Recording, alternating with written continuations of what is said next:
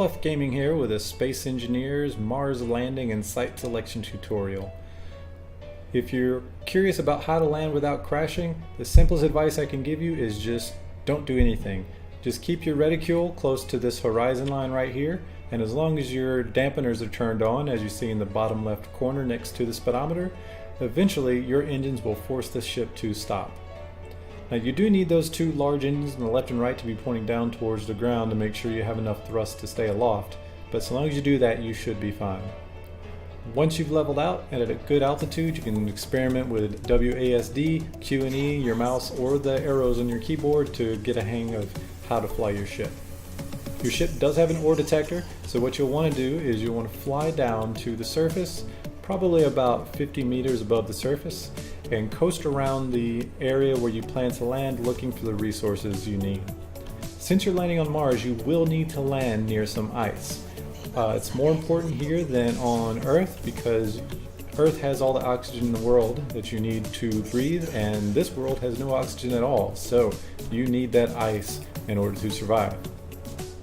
Once you get down to around 50 meters above, and you are in an area like this pole that I'm at right now, coast around and look for the different resources available. You want to find ideally iron and uranium in the same location to have as a starting place for your base.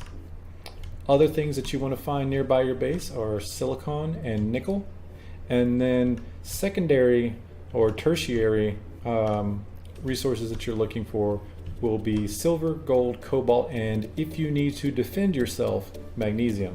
Not all servers have threats, so if there are no threats, magnesium is on the bottom of that list. What you won't find on a planet is platinum. You have to go to space or to a moon to get platinum.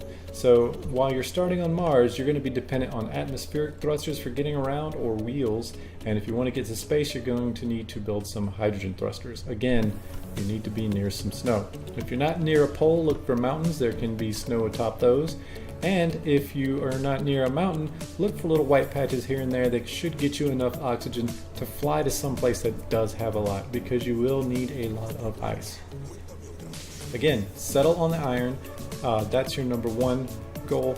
And if you can find uranium for power, you want to settle there too. That's all I have for this quick update on how to do this, but if you want to see a more detailed tutorial on how we got all this, just stick around to the end and I'll show you how to make all these GPS markers so you know exactly where to go to get all of the resources you need. This is BLUF Gaming, and stick around for the details.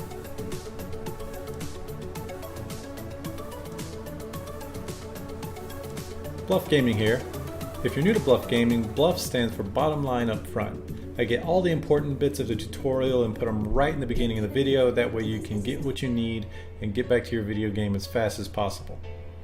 If you want a more detailed tutorial, all you have to do is stick around to this portion where you are now, and we go through the entire thing from start to finish. So let's go ahead and do that here. To simulate the closest type of game you might have to online, we're going to do a star system start under custom game survival, and that should allow us to choose a Mars planet landing. If you're interested in seeing an Earth planet landing, check out my tutorials. I already have one of those up, and in the next day or two I should have one up for the alien planet. If you're new to Space Engineers and you haven't watched my other tutorial, you might be having trouble right now with crashing into planets. So to stop yourself from doing that, all you have to do is nothing. I'm going to do nothing now, and I'm going to not crash. Or at least I won't do anything that's going to affect the direction that I'm flying at all. What I will do is I'll hit the letter V for Victor, and then I'll hold down my Alt button and scroll wheel back some so we can get an external view of the ship. You can already see that my velocity is slowing, so I'm going to stop before I actually hit the ground. The reason my velocity is slowing is because my dampeners are turned on. Just to the right of my speedometer, you'll see the dampeners on icon with the letter Z next to it. Now that I'm stopped, if I turn my dampeners off, I'll start falling again. So you probably want to make sure that you keep your dampeners on until you have a good grasp of how flying works in this system. Now, when selecting a landing spot for Mars, you absolutely need to start near some ice. Luckily on Mars, there are 2 poles that have a tremendous amount of ice, and I was lucky enough to have a starting point near the poles.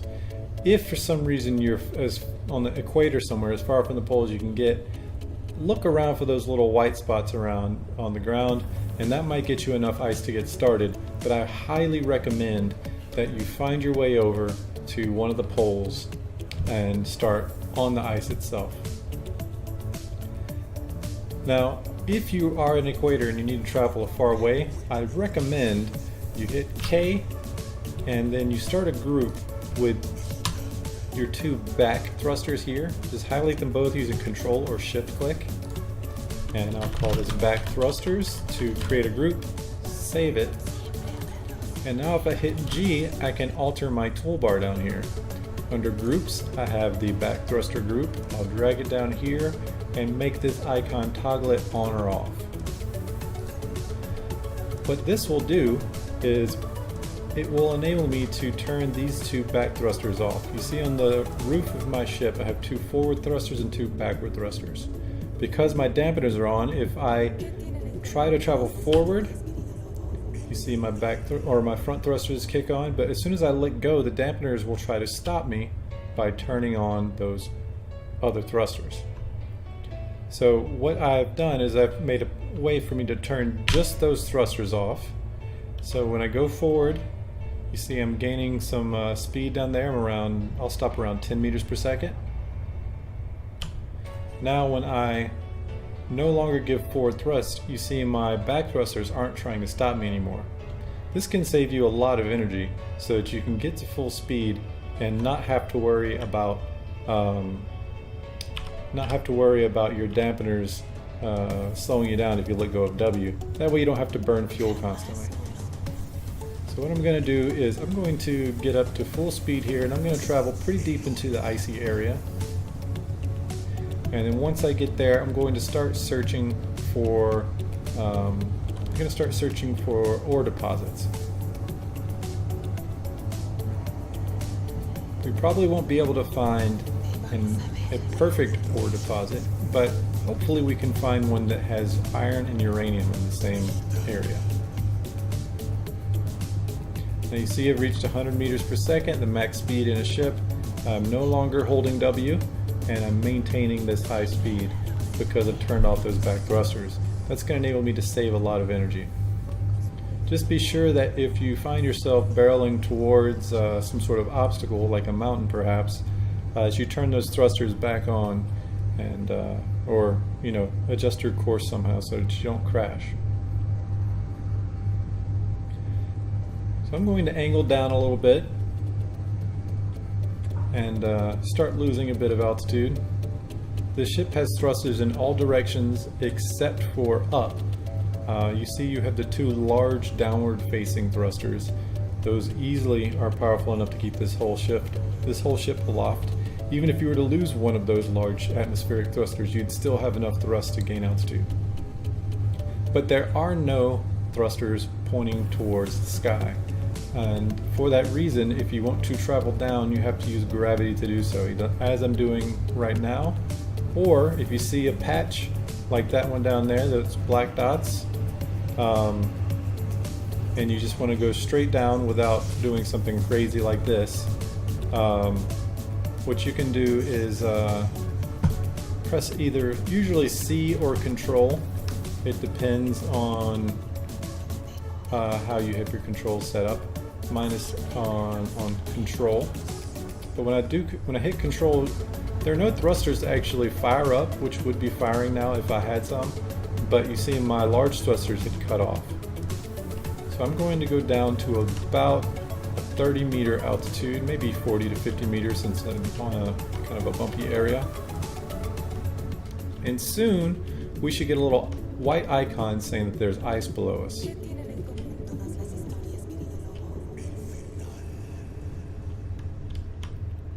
Well, maybe not.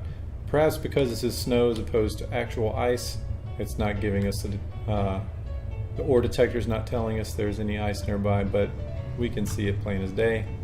And I was actually looking for those black dots, so let's head over there and see what that is. You can't always see where ore deposits are, but we do have an ore detector to help us find them. In an older version, there was a way to purposefully downgrade your graphics settings so that you could see deposits more easily. That may still be the case, but I'm choosing not to do that because it feels a little bit like cheating to me. I'm going to turn those forward-facing thrusters, turning those on so that I can slow down here and try to find out what's in this deposit. On planets, your deposits should have 3 different ores in them. You see this deposit has iron, cobalt, and nickel.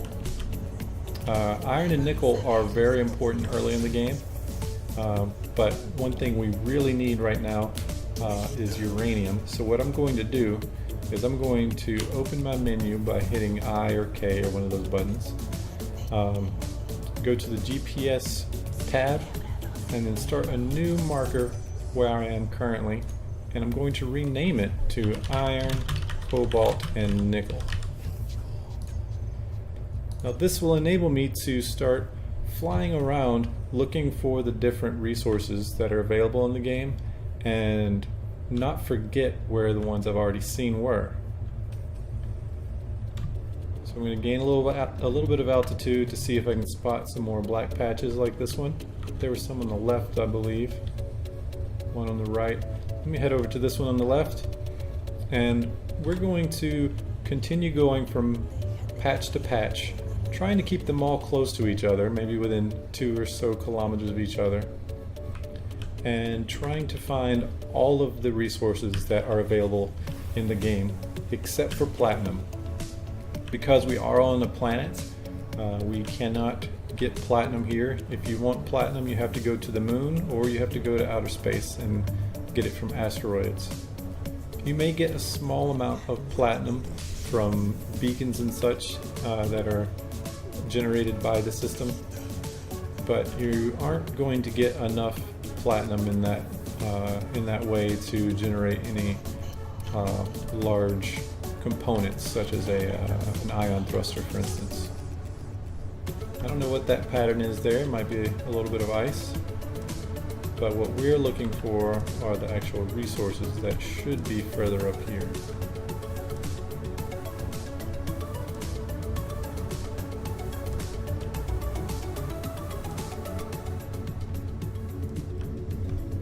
Okay, we're getting close to these black dots. Hopefully that wasn't just a graphical anomaly. Hopefully that was actually a resource deposit. There we go. We found nickel, iron, and cobalt. Boy, doesn't that sound familiar.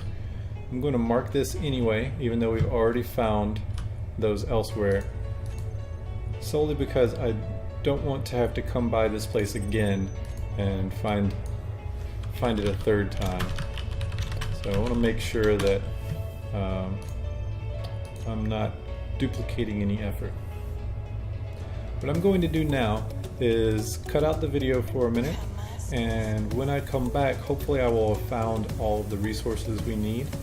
We're looking for primarily iron, uranium, nickel, and silicon. Those are your 4 most important resources right off the bat, in addition to ice, because we need ice to breathe.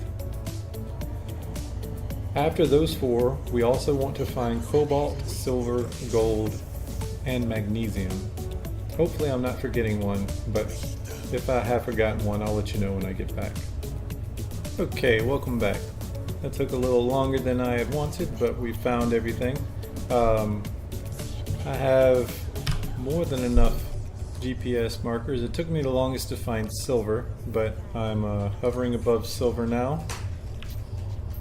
Let's see, I have a GPS marker there for it. Let me get a little closer so you can see it show up. Now you can't always see a resource deposit from the surface, such as the one I'm over now. There are no black dots to indicate there being a resource deposit there. However, if you see in the distance, like where my reticule are, those black dots, that is an indication of some sort of resource deposit. But you can see below I found silver, cobalt, and uranium. And if I open up my GPS list, there are some that I found multiples of, iron, cobalt, and nickel for instance. And throughout all of these, I have managed to find all of the resources available on the planet. Now you may find that when you're looking for these that you need to get some extra oxygen in your suit. Just hit F and walk to the bottom floor of your ship, and you can use the panel by holding down F on your medical bay to recharge your oxygen and hydrogen. When you're building your own medical bay, it's not going to, assuming it has power, it's not going to give anyone hydrogen and oxygen when you hold down F unless it is connected via a conveyor system to an oxygen system, like an oxygen tank, an oxygen generator, or an O2H2 generator, something like that. Of the ones that I have listed, my opinion is that the best one for starting would be the iron, gold, uranium location, or the number 2. A perfect location in my opinion would be somewhere with ice like we have all over, that has iron and uranium and either nickel or silicon, because those are the ones you use the most of, so you can minimize the amount of trips you have to make carrying large loads if you settle near those things. So I'm going to settle on an iron, gold, and uranium deposit, and perhaps use this save for another tutorial in the future. If you have any other questions for me or any topics you want me to cover, just let me know. I'll be happy to cover them, and I'll be working on Space Engineers tutorials for the next few weeks, I'm sure. Thanks for watching. If you want to like, subscribe, or comment, I welcome that. If you want to dislike the video, then I will quietly shed a tear off camera sometime. This has been Bottom Line Up Front. Thanks again, and I hope to see you in future videos.